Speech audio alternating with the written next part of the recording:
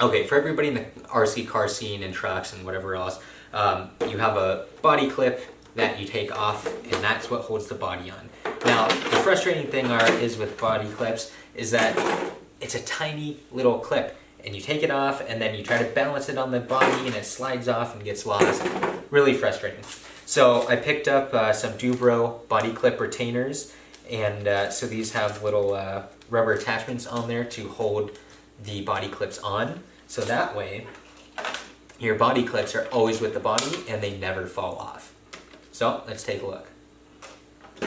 So the body clips work like this. Basically, you have a rubber retainer on here, and I'll go over install here in a minute, and then you've got the body clip, which is then clipped right on, and then conveniently, because it stretches a little bit, put the body clip on, holds the body of the car onto the RC car, of course, and then when you're done, you just pull it off, and that's it. And they just dangle on there. You don't ever have to worry about losing those.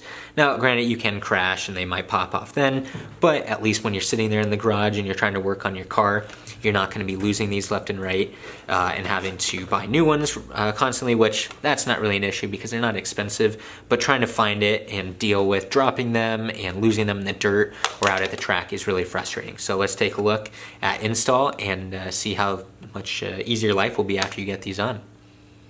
So to start with, you've got the body clip retainers and everything come in a little package, and they also come with some body clips. So let's take a look at those and see what we got. So inside the bag, got 2 retainers for the body clips, and then a handful, looks like 6 or 8 of them. So the setup is actually super simple on these. Basically, you've got a middle little nipple that's going to stick into the body, and then you've got tiny little arms in which you will put the body clips themselves, and they'll keep them nice and convenient, and it's got a little bit of a stretch to it as well, so that way hopefully it won't be breaking too often. So to start with, they do come kind of bound together by a little middle piece, so we just need to cut that off. I'm going to go ahead and use a box cutter for that. Boom. Nice and easy. It came out super clean. Do the same for the other side. Obviously you don't want to chop off your finger, so use some caution, but it's very, very thin, so it should come right off very easily. So now you're left with 2. There's no difference between them, so it won't matter which one goes on the front and which one goes on the back. So the instructions do call for a 5/32 drill bit, which you can drill. You can also use a ream, for the body holes and whatever else. I mean, it's thin material, so anything that you can stab a hole through on this will work. Now, on the retainer for itself, you do want to make sure that it's fairly centrally located between them and not too far away. If you have it too far away, it'll have a stretch on it. So what I'm talking about here with this stretch is obviously if you have it like right in between them, then it's not really stretching in order to make it to the body post, but don't put it like way on the back or something like that, because then it's gonna have to stretch, and the more that this is stretched, obviously the faster it's gonna tear and rip. So one thing to make sure is that, one, you check underneath the body to make sure that you don't have anything in between if you are planning on drilling the hole right in between. So right in between the 2 body post holes, you want to make sure that you've got an ample amount of room. So now that we verified here that we've definitely got the clearance on there, I'm going to do one other check before we start poking holes here.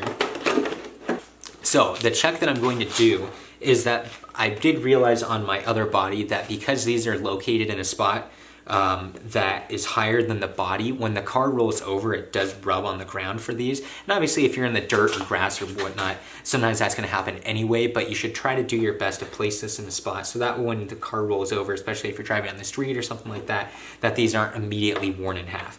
So what I mean by that is on the slash here, right in between is a good low spot, so that way even if the car slides on its back, it's not going to be rubbing on that. And then on the front, same thing, even if it's just dead center, because the top of the windshield and the bumper, even if it's sliding on the ground, it's not going to be rubbed off. So obviously there's a couple different ways you can do this. I'm just gonna go ahead and eyeball it since this doesn't need to be perfect. I'm not gonna have bodies forever.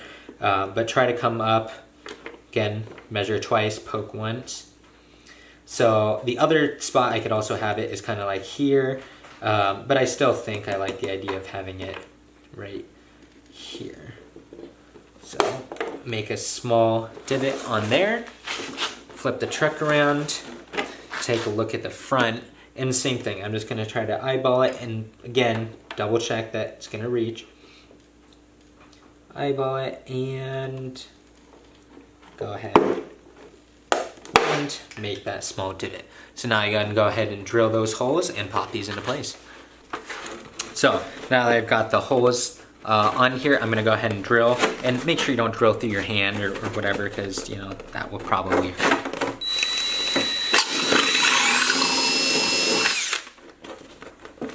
Okay.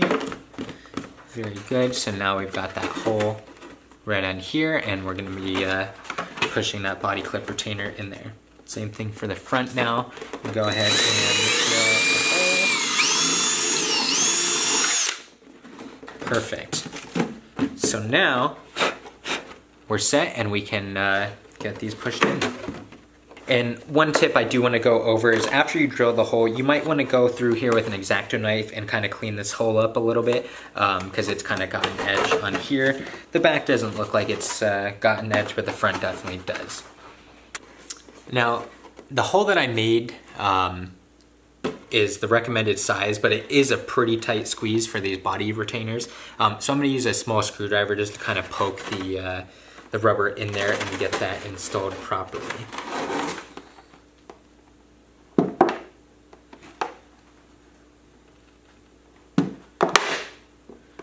So once you've got that set up, you'll find that now the body clip retainer is in there, and it's actually got a little bit of room, so you might actually be able to use a smaller size than the 5/32 that they recommended, but at least now that is on there. Now do the same thing for the rear, and you're almost done. So now you should have something that looks very similar to this. You've got the body clip retainers on the front and the rear, and they should be pretty close here to the spots for the body posts. So now we're gonna go ahead and take 4 of the body clips. Obviously use your own, or you could purchase some separately if you'd rather do that. And there's a small hole on there, and you just thread the body clip through that. There's one.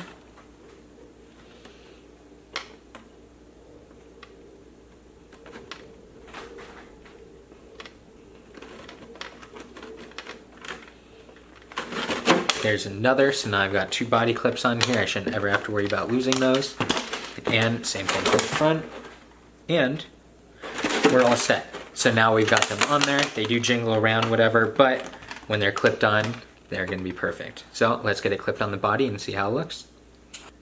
So now I've got the body clips installed, got the body clip retainers on there, and now I shouldn't have to worry about losing any of those. And there's the back. So we're all set. Enjoy your body clip retainers, and hopefully you don't lose nearly as many body clips.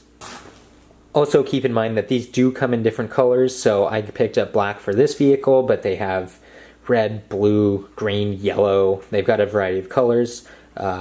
So if you want to make sure that they match your ride and everything, they do have those, and they are pretty affordable. So if you want to switch the colors up frequently, really not that big of a deal.